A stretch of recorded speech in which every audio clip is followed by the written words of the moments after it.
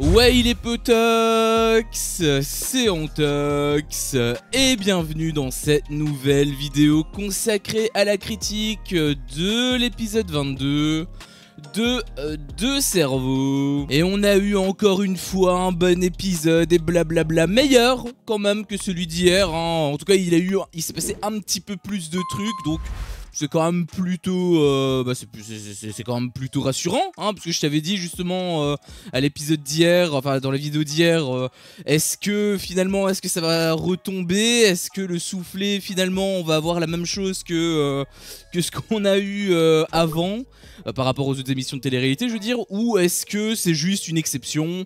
Bon, pour le coup là ça a l'air d'être vraiment une exception, donc quelque part c'est plutôt rassurant. Donc voilà, après je t'ai dit que l'épisode était bien, c'est vrai, mais il a quand même des trucs qui m'ont un petit peu énervé. Enfin, énervé, c'est un grand mot. On va dire que ça m'a un petit peu saoulé, grincé des dents par moment, j'y reviendrai, mais bon. Voilà, là, ce qu'il faut retenir, c'est que l'épisode, il était plutôt chouette. Donc, pour commencer dans le vif du sujet, on a eu directement le thème du test qui a été donc vite fait évoqué par la doyenne. Encore une fois, je trouve que c'est un peu dommage parce que du coup, ça retire un petit peu le suspense, la surprise. En fait, l'effet de surprise, on l'a beaucoup moins lors de l'épreuve. Donc, je trouve que c'est un petit peu dommage, mais en même temps, ça permet aussi aux candidats de se préparer. Donc, quelque part, pour nous, c'est pas forcément fou, mais pour les candidats, c'est peut-être bien. Après, ils auraient pu très bien le dire aux candidats et que nous n'en avons aucune idée, hein. Ça aurait très bien pu se faire, mais bon, ils ont voulu le révéler à tout le monde, ok.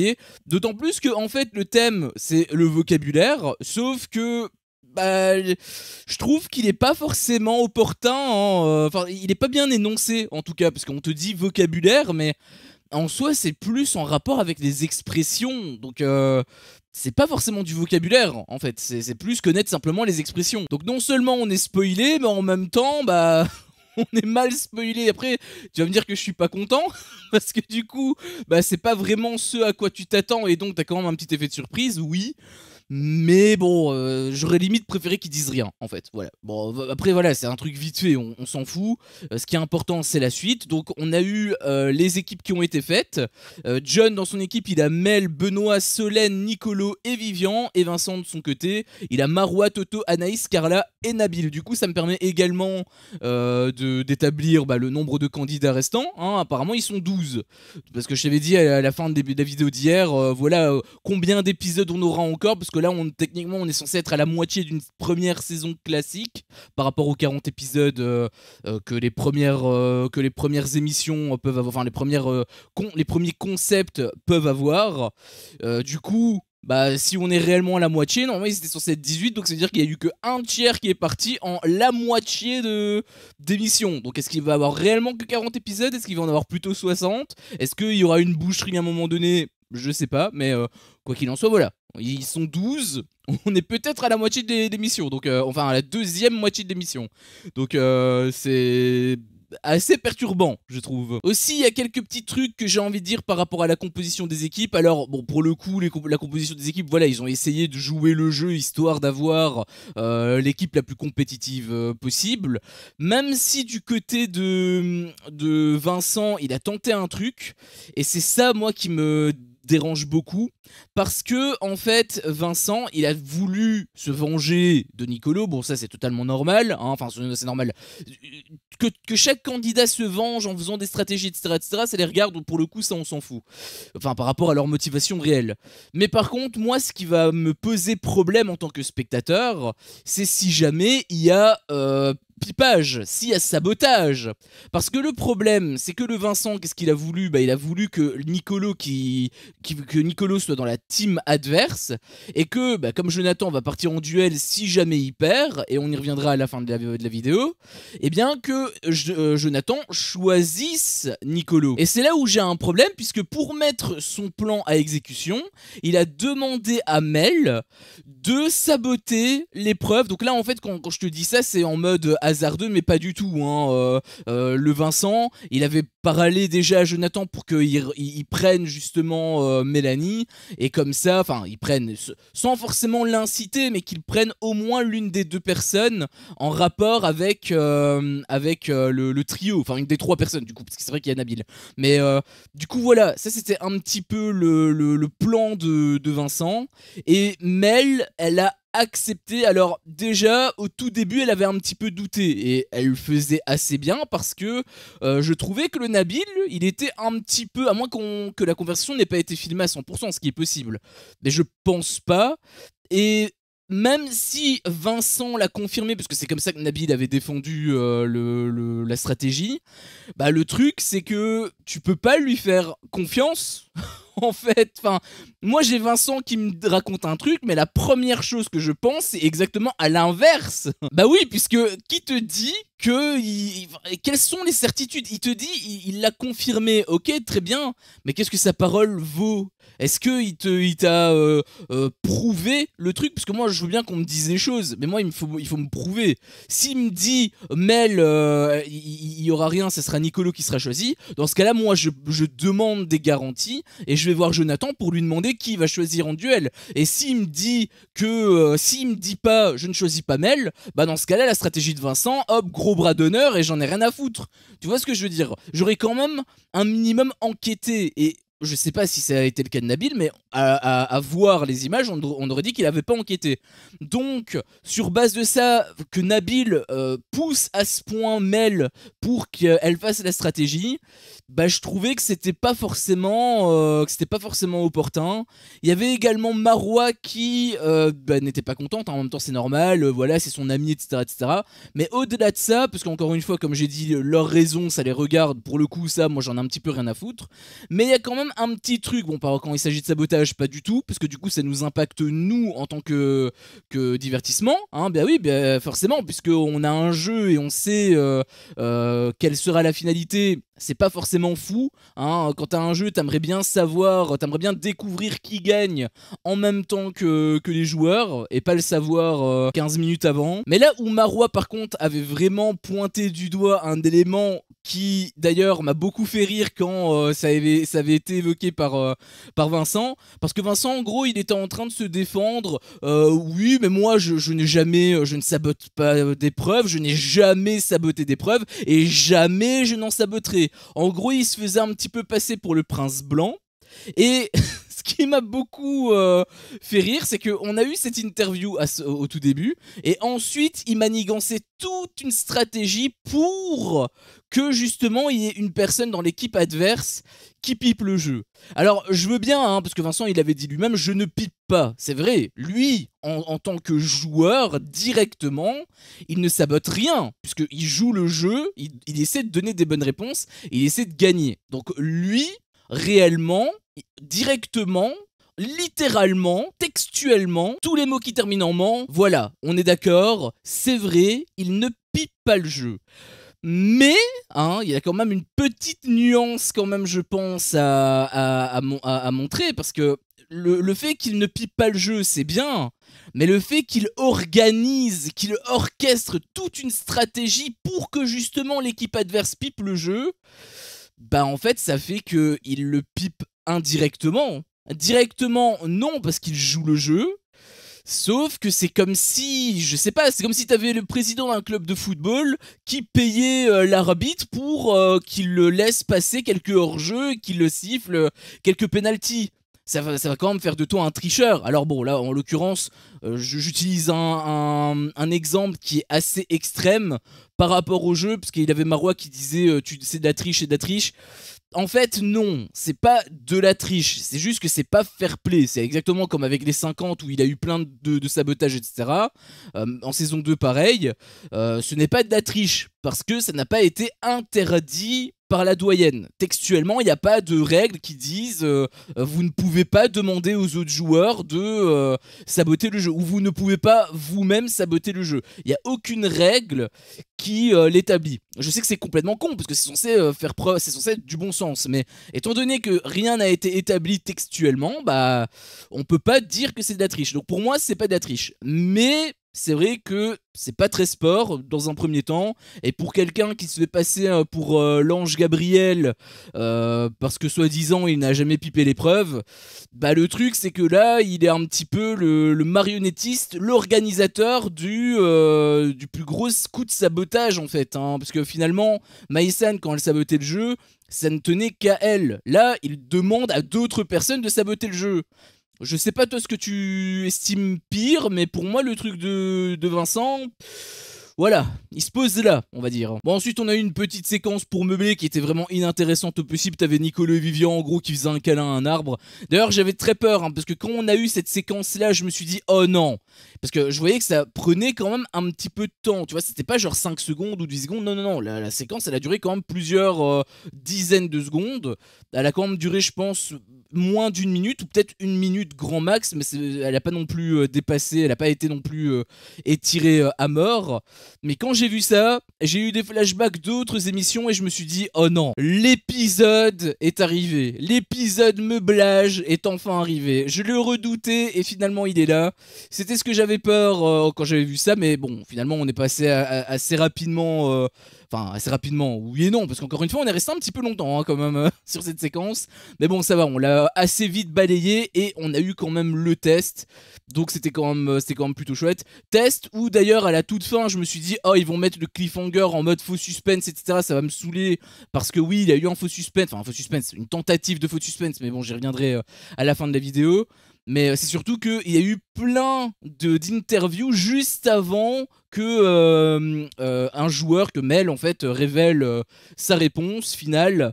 Et bah, quand j'ai vu ça, je me suis dit ok c'est bon, on va pas avoir sa réponse, ça va faire un cliffhanger, faux suspense encore une fois, ça va me saouler.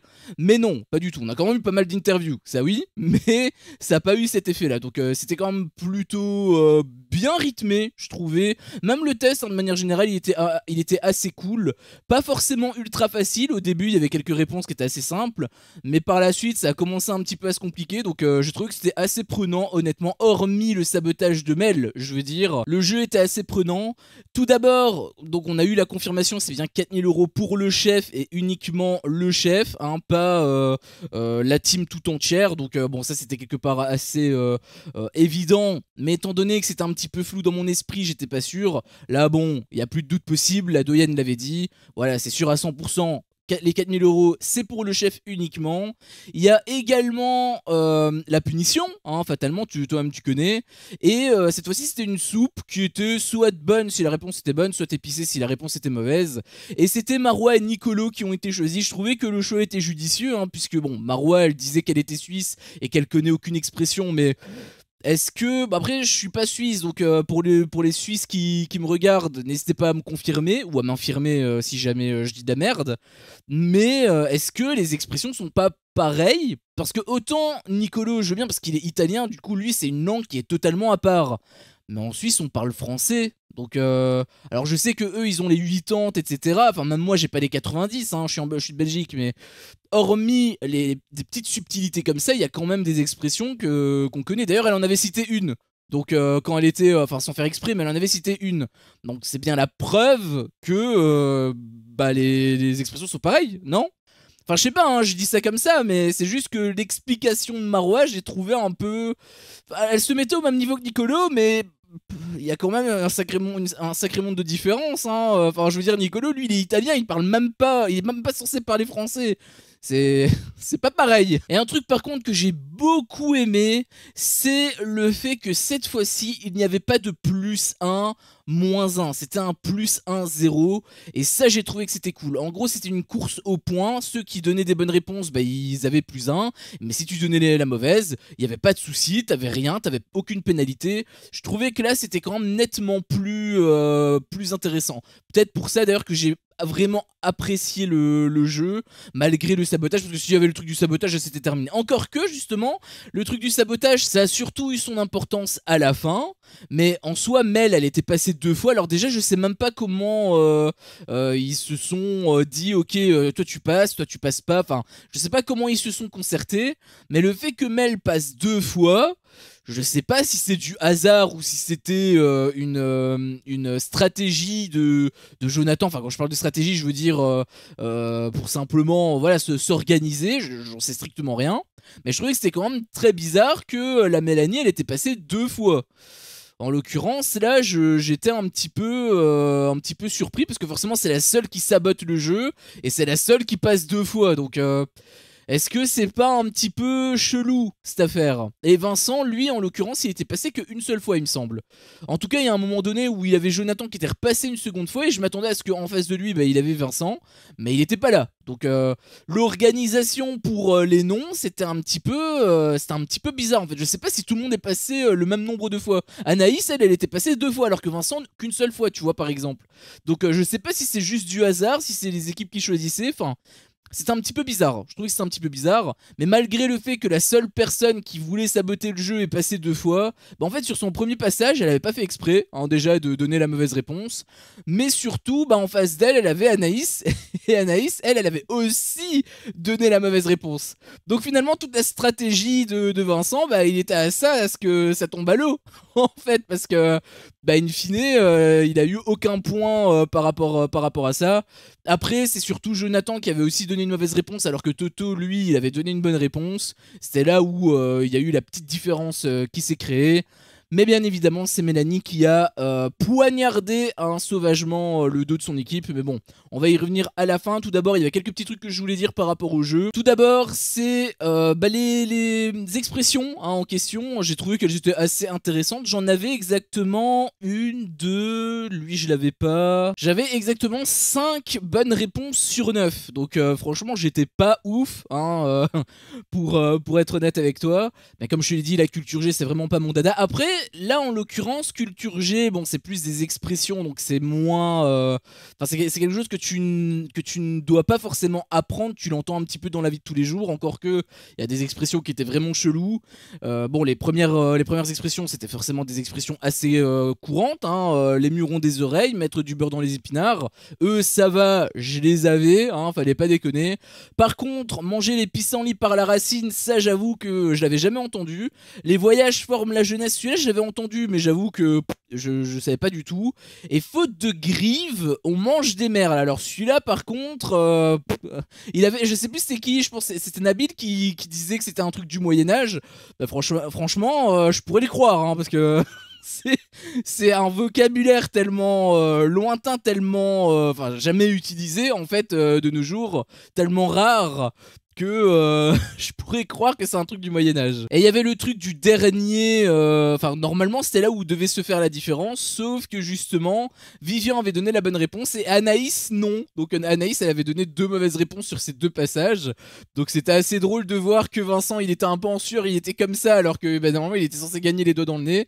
Bah finalement pas trop, hein, bah, malgré le sabotage, parce que normalement oui, normalement Mel elle aurait dû, enfin elle aurait pas dû justement tricher et bah ça aurait peut-être pas dû gagner hein, de la part pour l'équipe de Jonathan. Peut-être qu'ils auraient pas gagné parce que là ils sont à 3-3 en fait à cause du truc de Vivian. Enfin grâce plutôt au truc de Vivian et à cause du truc de Anaïs. Donc c'est à vaincre sans péril, en triomphe sans gloire. Celui-là je connaissais mais j'avais que la deuxième partie. La première j'avoue que j'arrivais plus à mettre le doigt sur le mot péril. Je savais plus du tout c'était quoi le mot. Donc malheureusement j'ai eu que la moitié des points à cause de ça. Mais j'aurais dû avoir 6 sur 9 hein, mais c'est vrai. Je l'avoue, je suis coupable, votre honneur. Et donc on a eu une égalité malgré le sabotage de Mel. Cette expression, elle va me suivre dans mes cauchemars. Donc c'était quand même assez intéressant malgré la tentative de sabotage. Après je te parle de sabotage, mais jusqu'à présent elle avait pas saboté puisqu'elle ne connaissait réellement pas la réponse. Donc en réalité là à ce moment-là elle a pas vraiment saboté, même si son intention première l'était. Elle avait quand même pas saboté réellement. C'est plutôt justement sur l'ultime manche donc qu'on a vu. Alors déjà juste avant d'avoir le truc, juste avant d'avoir la question, il y a quand même un truc qui m'a bien saoulé. C'est le flashback, hein, parce qu'on a eu un flashback du même épisode. On a eu un épisode entier où on a vu les stratégies à gauche et à droite, etc., etc. Et il te montre un flashback de ce qu'on a vu il y a littéralement 10 minutes. Et c'est là où je te disais que les flashbacks, ça peut être intéressant quand c'est coupé ou quand c'était il y a plusieurs épisodes pour te rappeler les trucs, etc. etc. Parce que j'avoue qu'il y a des détails, parfois ça m'échappe, hein, quand t'as un petit truc qui est dit, mais que ça a été dit il y a 10 épisodes, là peut-être qu'une piqûre de rappel ça peut être utile. Mais là en l'occurrence, le flashback, bon, est-ce qu'il était nécessaire, hein? Il était nécessaire pour augmenter la durée de vie de l'épisode, hein, mais c'était ce qu'on avait vu il y a 10 minutes, quoi. Donc j'ai vu ça, je me suis dit, mais putain, mais ils nous prennent vraiment pour des poissons rouges, c'est pas possible. Parce que justement, en fait, en voyant ça, je sentais le cliffhanger arriver. En plus, derrière, comme je te l'ai dit, on a eu donc l'expression qui était où il y avait des trous. Et juste avant de donner les réponses, on a eu plein d'interviews. On a eu genre un enchaînement de 2-3 interviews, voire 3-4 peut-être, je sais plus. Où c'était un petit peu étiré. On sentait qu'ils voulaient mettre une certaine... Il y avait une musique en plus pour vraiment mettre une certaine tension. Et quand j'ai vu ça, je me suis dit voilà, c'est bon, c'est foutu, on va pas avoir la réponse, cliffhanger, pour du faux suspense, parce qu'on sait tous ce qui allait se passer. On savait que Mel elle allait faire semblant de pas donner la bonne réponse, hein, c'était évident. Mais finalement, on a quand même eu le fin mot de cette histoire. Donc déjà l'expression en question, c'était Pierre qui roule n'amasse pas mousse. Et là, pour le coup, par rapport à Mel, bah, c'était pas forcément fou, parce que en fait, cette expression, là, je l'avais, mais cette expression, c'était quelque part la cible que tu mettais sur Mel si jamais elle sabotait l'épreuve. Pourquoi? Parce que au tout début de l'épreuve, avant que ça commence, hein, il y avait justement les joueurs qui parlaient pour voilà, essayer d'avoir des infos concernant les expressions, comme ça s'ils tombent dessus, bah, au moins ils peuvent donner la bonne réponse.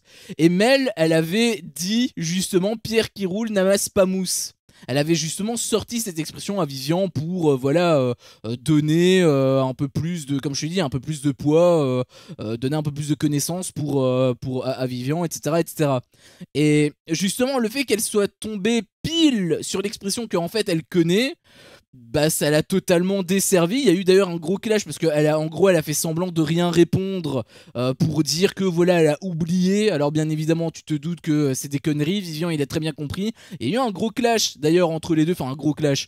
Vivian plutôt il s'est vraiment énervé, mais elle a plutôt fait semblant de s'énerver pour essayer de camoufler le fait que elle avait oublié, hein. Enfin surtout qu'elle sabotait le jeu. Parce que comme je te l'ai dit, elle connaissait la réponse, donc elle faisait plutôt semblant pour faire bonne figure en fait. Mais du coup le ton était quand même pas mal monté. Je peux comprendre pour Vivian que ce soit frustrant, parce que lui qui justement était en stress par rapport à sa place, par rapport au fait que voilà, il doit absolument gagner, parce que sinon il a une chance sur deux d'être pris, soit lui, soit Carla. Bah automatiquement je peux comprendre que lui il joue un petit peu sa vie, en tout cas lui il joue réellement sa place. Et le fait que Mel gratuitement comme ça, elle fasse semblant de perdre, c'est pour ça que moi je dis que les sabotages je les déteste, parce que d'un point de vue divertissement, même si on a été quand même jusqu'au bout, hein, on aurait pu espérer que voilà, il puisse passer le jeu, et que finalement la stratégie de Vincent ne fonctionne pas, enfin par rapport au coup du sabotage. En gros, que même avec le sabotage, la team de Vincent perd, tu vois, on aurait pu quand même y croire. Sauf qu'avec cette ultime manche, comme par hasard, c'est Mel qui passe. Encore une fois, pourquoi? J'en ai strictement aucune idée. Comment ça a été fait? Est-ce que ça a été planifié par la team? Est-ce que c'est la doyenne qui l'a dit de manière random? Est-ce que ça a été évoqué juste pour qu'il y ait justement ce sabotage qui soit mis en place?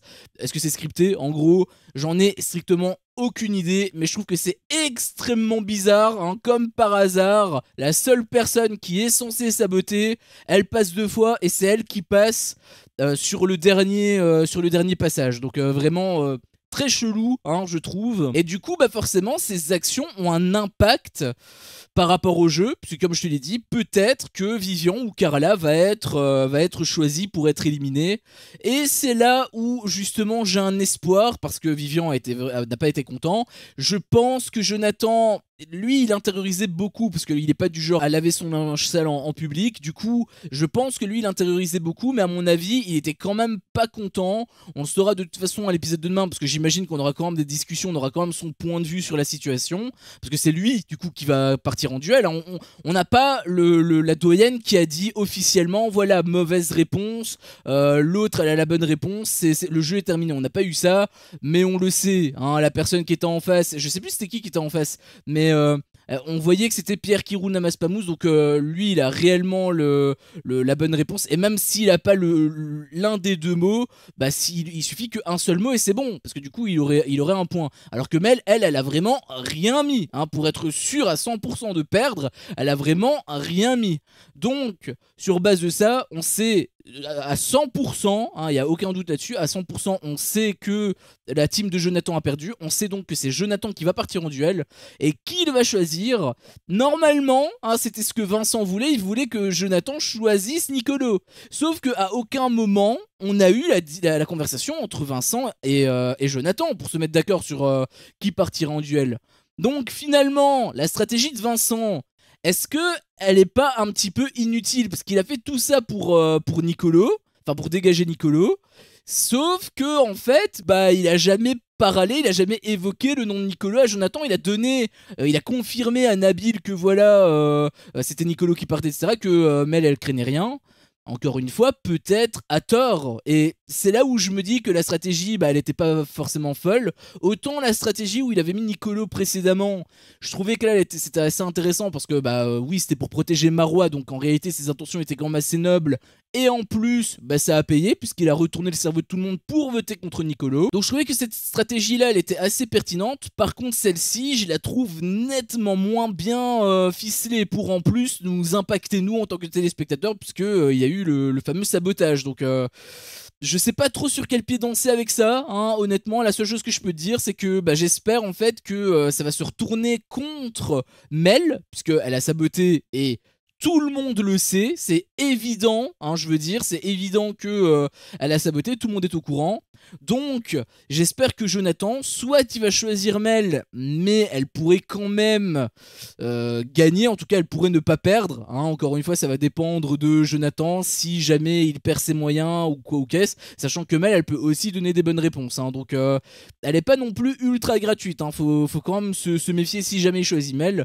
Ou alors, et là ce serait peut-être un petit peu plus simple, bah tout simplement choisir Karala. Karala, à mon avis, je te l'ai déjà dit plein de fois, si elle part en duel, je suis persuadé qu'elle tiendra pas, enfin en tout cas, elle ne gagnera pas. Soit elle ne perdra pas parce que son adversaire va perdre, mais gagner, elle, je la vois vraiment difficilement gagner un duel, par ses propres moyens, je veux dire. Donc ce serait très drôle que Jonathan choisisse la personne qui a saboté, en tout cas que toute la stratégie de Vincent se retourne un petit peu contre le trio. Ça me ferait beaucoup rire. Vraiment, c'est ce que j'espère, hein, parce que j'ai trouvé que c'est une telle injustice que ça m'a vraiment saoulé. Donc, et en plus, ça m'a un peu plombé le jeu. Heureusement, d'ailleurs, hein, que le format du jeu nous permet de jouer avec les candidats, parce que si c'était un format au 50 par exemple, à l'allée 50 où en fait tu peux pas jouer, en fait tu peux juste regarder les joueurs aller à gauche et à droite et tu peux rien faire, bah là les sabotages pour le coup c'est beaucoup plus impactant, parce que du coup c'est à dire que toi tu t'emmerdes littéralement, tu peux pas jouer avec les candidats, alors que là tu peux, parce que tu peux réfléchir avec eux. Donc heureusement que le format d'ailleurs sauve un petit peu, nous protège un petit peu des sabotages, mais c'est quand même un petit peu chiant d'avoir ça. Donc j'espère que ce sera la dernière fois, hein. C'est déjà ce que j'avais espéré avec Maïsan, et finalement on en a eu deux entre temps, donc on verra.